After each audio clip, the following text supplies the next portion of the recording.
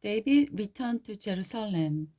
So the king started back to Jerusalem, and when he arrived at the Jordan River, the people of Jordan came to Gilgal to meet him, escort him across the river. Then Simei, son of the Gera, the man from the Pahurim, and Benjamin hurried across with the men of the Judah to welcome King David.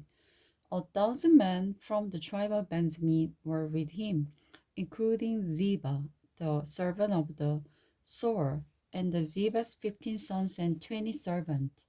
They rushed down to the Jordan to arrive ahead of the king. They all crossed the ford and worked hard ferrying the king's household across the river, helping them in every way they could. David's married to Simei. As the king was about to cross the river, Simei fell down before him. My lord, the king, please forgive me. He praised, forgive the terrible thing I did when you left Jerusalem. I know how much I sinned. That is why I have come here today. The very first person is always right to greet you. The Abis, son of the Jurua said, Simei should die, for the cursed Rhodes anointed king. What am I going to do with you, son of Jurua? David exclaimed, this is not a day for execution, but for celebration. And once again, the king of Israel. Then, turning to Simei, David vowed, your life will be spared. David's kindness to Ebiboset. Now Ebiboset, Saul's grandson, arrived from Jerusalem to meet the king. He had not washed his feet or crossed nor trimmed his beard since the day the king left Jerusalem. Why didn't you come with me? Mephibosheth, the king asked him. Mephibosheth replied, my lord the king, my servant Ziba deceived me. I told him, saddle my donkey so that I can go with the king. For as you know, I am crippled. Ziba had slandered me by saying that I refused to come. But I know that you are like an angel of God, so what you think is best. All my relatives and I could expect only death from you, my lord, but instead you have honored me along those who eat at your table.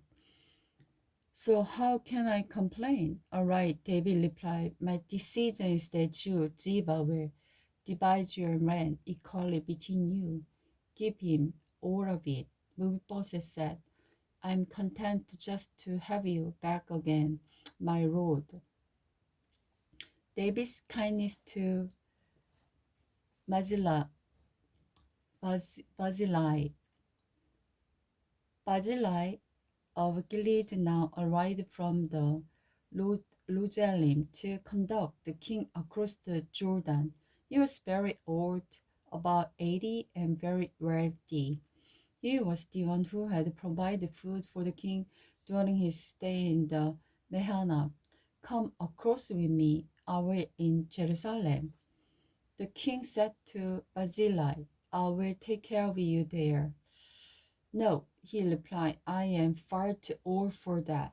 I'm 80 years old today, and I can no longer enjoy anything. Food and wine are no longer tasty, and I cannot hear the musicians as they play. I could only be a burden to my lord, to the king. Just to go across the river with you is all the honor I need. Then let me return again to die in my own town, where my father and mother are buried. But here is my son Kimham.